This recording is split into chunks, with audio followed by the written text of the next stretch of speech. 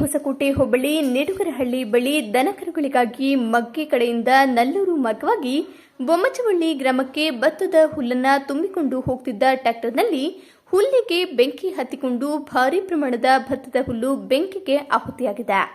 ಮಗ್ಗೆಯಿಂದ ಬೊಮ್ಮಚವಳ್ಳಿ ದನಕರುಗಳಿಗಾಗಿ ಭಾರೀ ಪ್ರಮಾಣದಲ್ಲಿ ಭತ್ತದ ಹುಲ್ಲನ್ನು ತುಂಬಿಕೊಂಡು ಬತ್ತಿದ್ದ ಟ್ರ್ಯಾಕ್ಟರ್ಗೆ ಶನಿವಾರ ಸಂಜೆ 5:15 ಸಮಯದಲ್ಲಿ ನವಿಲಹಳ್ಳಿ ಕ್ರಾಸ್ ಬಳಿ ಬರುವಾಗ ಹೇಗೋ ಏನೋ ಬೆಂಕಿ ಹತ್ತಿಕೊಂಡಿದ್ದು ಟ್ರ್ಯಾಕ್ಟರ್ ಚಾಲಕನಿಗೆ ಅರಿವಾಗಿಲ್ಲ.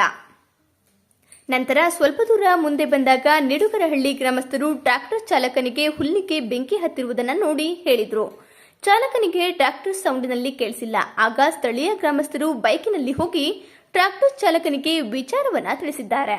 ಕೂಡಲೇ ಟ್ರ್ಯಾಕ್ಟರ್ ಚಾಲಕ ನೋಡಿ ಹುಲ್ಲಿಗೆ ಕಟ್ಟಿದ್ದ ಹಗ್ಗವನ್ನ ಕತ್ತರಿಸಿ ಟ್ರ್ಯಾಕ್ಟರ್ನಲ್ಲಿದ್ದ ಹುಲ್ಲನ್ನ ಲಿಫ್ಟ್ ಮಾಡಿ ಕೆಳಗೆ ಸುರಿದು ಟ್ರ್ಯಾಕ್ಟರ್ ಅನ್ನ ಉಳಿಸಿ ತನ್ನ ಜೀವವನ್ನು ಕೂಡ ಉಳಿಸಿ